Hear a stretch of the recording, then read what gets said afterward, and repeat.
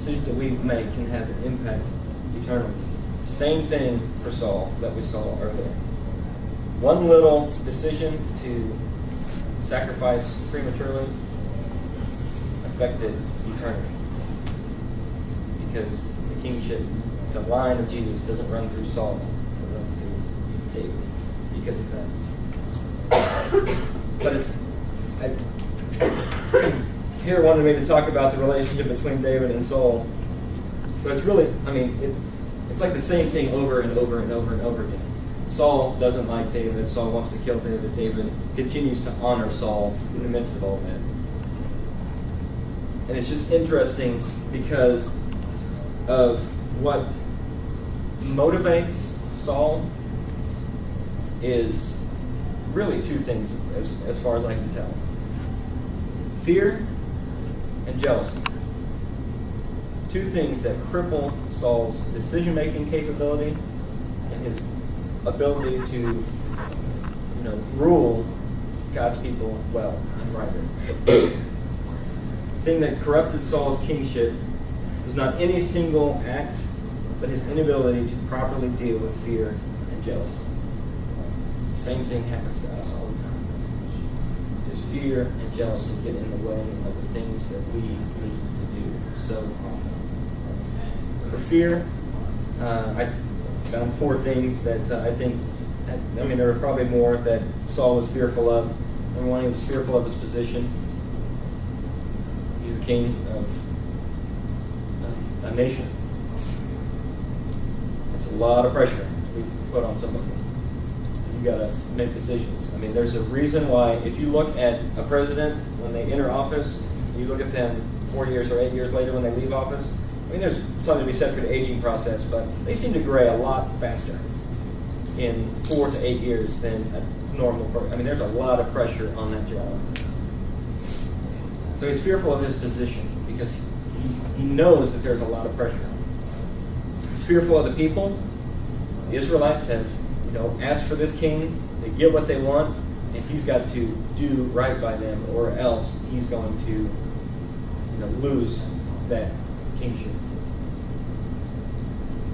And he wants to do what's right. And you see that time and again. Well, he didn't want to do anything today because the people loved him. So he doesn't want to get them on his bad side by doing something to take David out. He's fearful of the prophet Samuel. Samuel's, God's messenger. He's fearful of what God might do or say against him. So he's fearful of him. And then I said he's fearful of his Padawan. A little Star Wars reference there. But he's fearful of David. We see it several times in chapter 18. In verse 12, Saul was afraid of David because the Lord was with him, but had departed from Saul. And Saul recognizes the presence of God is not with him anymore, but it seems to be on David.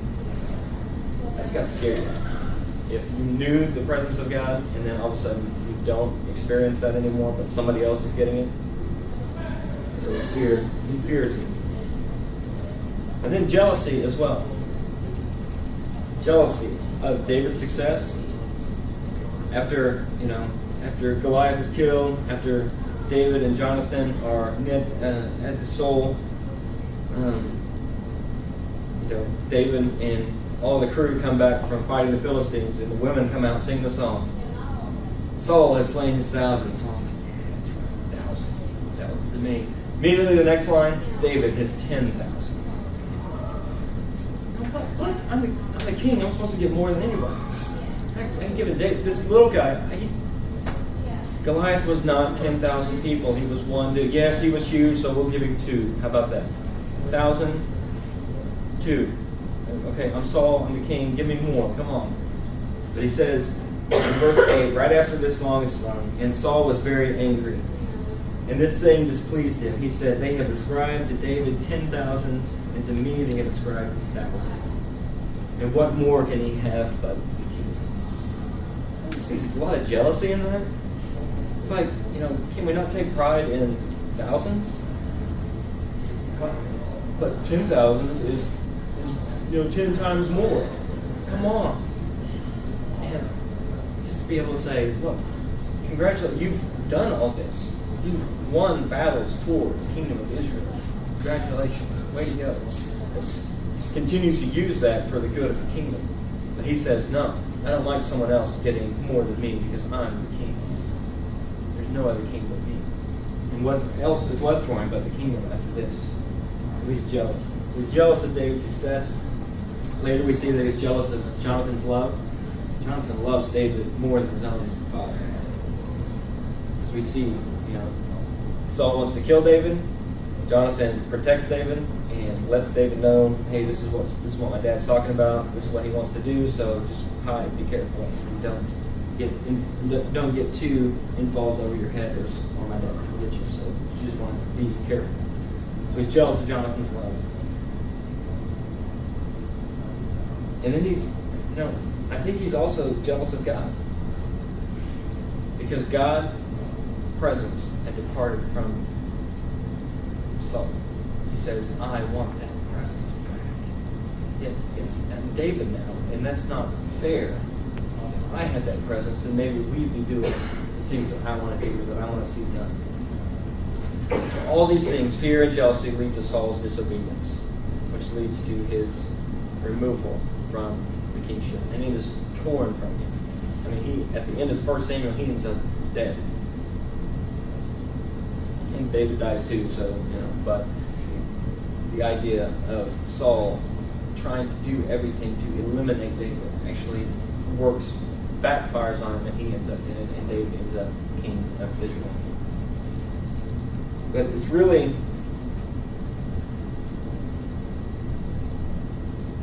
it's just really interesting because we don't think of ourselves, I'm sure you don't think of yourself as a king or a queen. Anybody here get up in the morning, king, look in the mirror, where's my crown? Anybody? No.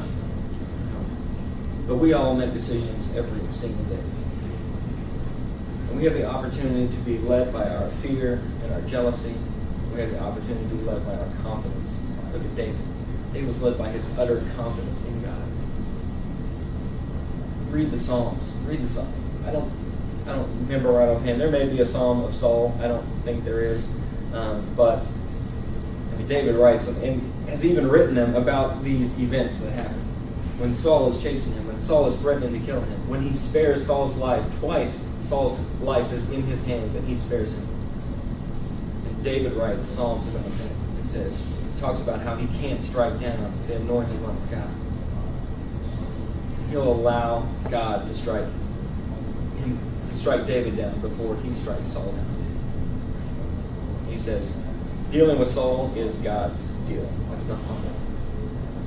It's just really, really interesting. When a guy's trying to kill you, I would think, I just want to get rid of this guy. If I get rid of this guy, I've already been anointed king. I just step right in there and do my king thing. And David says, no. I'm not going to be pushed and driven by the same things that drove Saul to where he's at. I'm not going to fear my life. I'm not going to fear Saul. Yes, he flees from him. He protects himself from him. He said, I'm not going to fear Saul because I have confidence in God. And what God has spoken over me to be king of Israel will come to pass in his own time. He said, I'm not jealous for Saul because he's king, and I really, really want that. He says, I know the promise that God has given. Complete, utter confidence in God. And that may not be easy for us, decisions that we have to make each and every day. I mean, we don't have to wait, should I sacrifice or not? I'm waiting for Samuel to get here because I'm not, I want to do right on this test, but I don't know which answer to say. So if God was going to show me, Samuel, come here and do the sacrifice so I can know which answer, to mark on the test. Obviously, it doesn't work like that. But the decisions that we make, the places that we put ourselves in, what is feeding those things? Is it fear? Because maybe we're in a relationship that we shouldn't be in, but we're driven by fear. Fear of ending up alone. Fear that we'll never get better. It'll never get better than this anyway, so I might as well just settle for what I have. Some of us are not in relationships because of fear of what that's going to bring out in us. Fear of what we need to step up and do. Maybe it's what we do on our Thursday nights. Maybe our decisions are, well, I don't want anybody to think bad about me, so I'll just go out and do what everybody else is doing.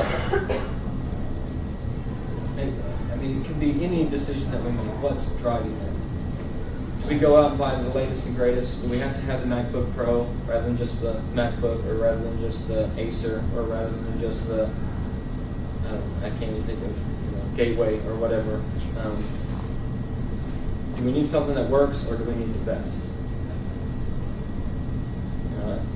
We like to keep things shiny, right? We like to keep things polished and looking nice. But sometimes we just have to have what God wants from us.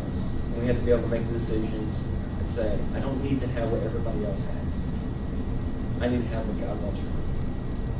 Maybe God doesn't want a cell phone for me. Maybe God doesn't want me to have the 55-inch flat screen television, full HD, whatever, 1080X. I don't know what, I know it stops at P, but, maybe they bring out a new letter. Or the 3D thing, whatever. I'm a gadget person, so when I work part-time at Target as well, so I'm like, ooh, look at all those TVs, all the pretty colors. Nice. I want that one on my wall. Sweet. But then I'm like, it's just a TV. I got a TV. It shows the same thing that the other one shows. No, it might not be crystal clear, 1080p, HD, all that good stuff. But the same thing's happening on the screen that's happening on the other screen. It's not affecting the football game. There's no change in the football. The pass is still going across the, in the air. It's not, slowed down or anything like that.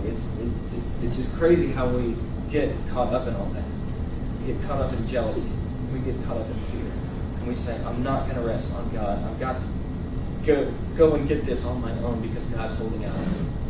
He's not giving me the things that I want. So the question for us is, who do we really trust? Are we going to trust ourselves, or are we going to trust God? But here in Scripture, the heart is deceitful above all things. Who can understand it? Yet, we can't understand God either. We can't understand Him fully. But we know that His promises are true. He's promised to take care of us. The last thing that Jesus said to His disciples and to the people around Him before He ascended was, surely I am with you always, even to the end of the age. It's the only promise that He gave in that entire passage. He said, I am with you always. The presence of God, the very thing that departed from Saul and moved to David, is with us who believe always. Empowering us to make decisions that honor and glorify Him, that are not fed by jealousy and fear, but are fed by confidence in who Jesus is and what He has done for us. I hope that gives you confidence as you continue on in this semester, as you continue on with work or wherever you are, wherever God has you. It's not always easy. Things happen. Saul, things happen. Saul, his best friend, dead. Same day that Saul died, Jonathan dies. He loses his best friend.